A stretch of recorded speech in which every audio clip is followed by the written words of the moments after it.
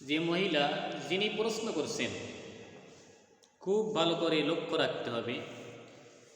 বিবাহপূর্ব free sex, live together, একসাথে থাকা, এটা ইসলামী শরিয়া মোতাবেক জঘন্য অপরাধ এবং কবিরা গুনাহ।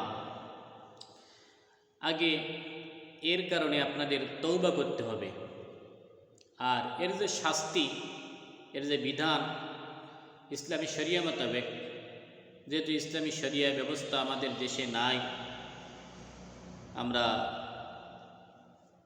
এর আইন বাস্তবায়ন করতে পারি না, তাই আপনারা দ্রুত তওবা করেন, খাস তওবা করেন যে এই কাজ আর জীবনে করব না, আর জীবনে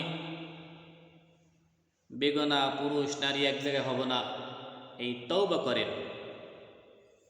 তারপরে সমাধান হলো আপনারা দ্রুত বিবাহ বন্ধনে আবদ্ধ হয়ে যান। বিবাহ বন্ধনে আবদ্ধ হয়ে ঘর সংসার করা শুরু করেন। আর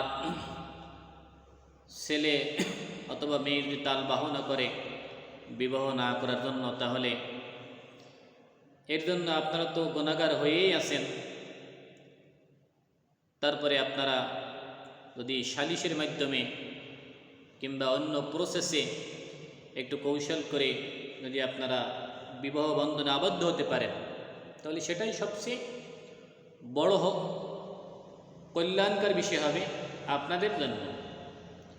আর যদি কোনো অবস্থায় ছেলে মেয়ে অথবা ছেলে কোনো অবস্থায় রাজি না হয়, যদি পাশ কাটাই চলে যায় কিংবা আপনাকে দুর্বল ভেবে সে যদি পাশ কাটিয়ে চলে যায়, তাহলে আপনি নিজের থেকে তওবা করে ওর থেকে ফিরে আপনি অন্যত্রে ভিন্ন জায়গায় বিবাহ বন্ধনে আবদ্ধ হয়ে যান।